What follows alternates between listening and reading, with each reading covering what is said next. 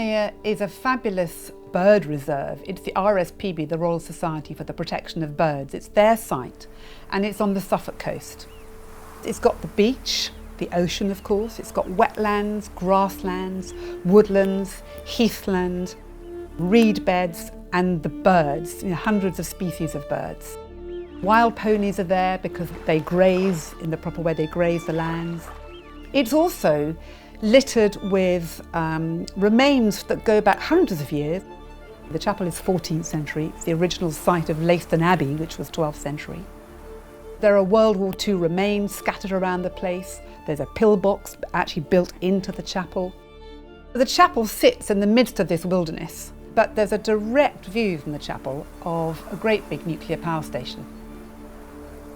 I was very aware of it being there. I was aware of the paradox, really, of this big, the most recent thing that we've done as human beings is to have that there, sitting on the edge of this wildlife reserve. And it was a very important part of the whole, what was compelling for me.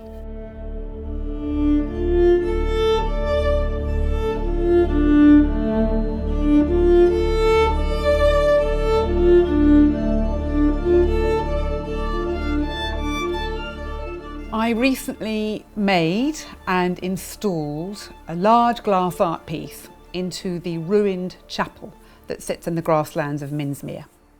I was first inspired to do this almost exactly 5 years ago. It was the first time I ever walked at Minsmere and I came across the chapel purely by chance. I had no idea it was there.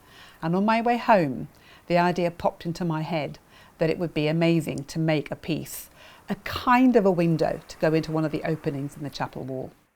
I had the beginning of an idea then, and what it was, I wanted it to feel like a burst of energy coming out of that very bleak, broken, kind of grey chapel. I knew I wanted it to feel joyful, and I think I already had a sense that it needed to have a quality of brokenness in it as well, to reflect the brokenness around.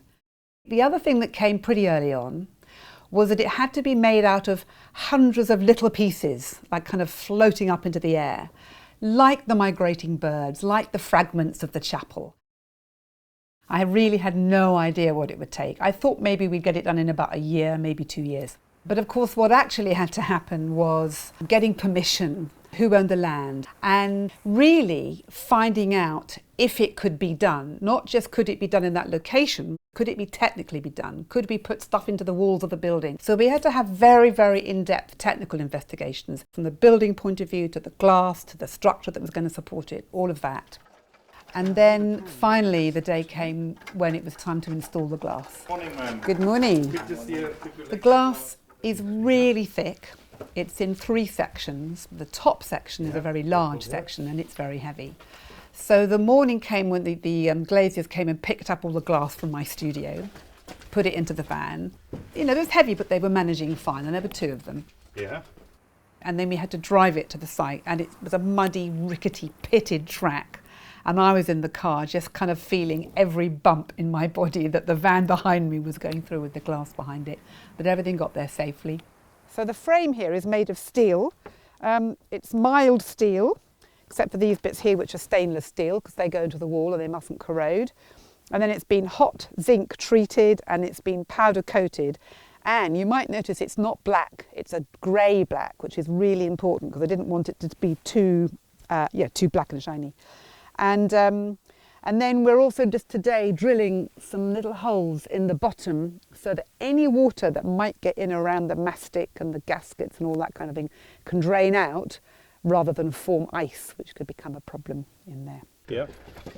The first 2 sections are quite small, especially the first one. So the first section went in really easily, and it was thrilling to see suddenly the glass in the frame for the first time. Wow, I'm happy the sun is shining. Second section was put into position, and that was also pretty easy. Yeah. Slowly down. And then it came time for the third section to be put in, and it had to be lifted up and then offered to the frame, and then that side of the metal would then be sort of clamped on. Yeah. Yeah, you okay? And You okay? actually how it turned out was that it was really, really, really difficult for them to do. It was just so heavy so that these 2 guys were straining every single muscle they had to try and get this piece in. And every time they offered it up, they had to bring it back down again. And this happened 5 or 6 times, till we reached a point where I had to go away for a little walk because I just couldn't bear it anymore. Because also the edges of the glass, every time they were lifting it up, would kind of jerk very close to the rough stone wall, and I just had visions of the glass getting chipped on the wall. You need to go up another 300 mil, man. When I came back from my little walk, the head guy, the head glazier, had figured out what he needed to do. Basically, they had to build the scaffolding higher, and then they could get the whole piece at a higher height, and eventually they managed to get it into the frame. That's quite even on both sides. That's even on both sides. Yeah. Okay, that's good.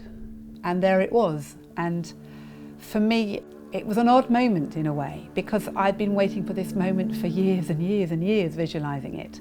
I did have a feeling, it was like a gasp, because, ah! And what that actually was, is I had not yet ever seen any of those sections of window in the true light condition that they were now in. So I'd never seen the light shining through. And it was really thrilling for me to see the vibrancy of some of those colours. There's a particular orange which I get very excited about.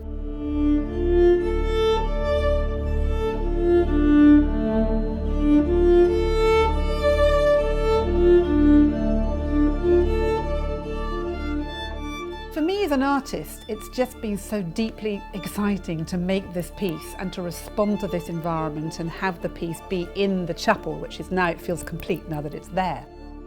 It is a piece that's really expressing joy. It's about pure joy, but there's a but in there. It's also about brokenness. It's something to do with this whole site, that this site is full of wildlife. It's thriving wilderness. But it's also littered with evidence of how we as human beings have impacted this site. My putting the piece there is the beginning now of an ongoing project.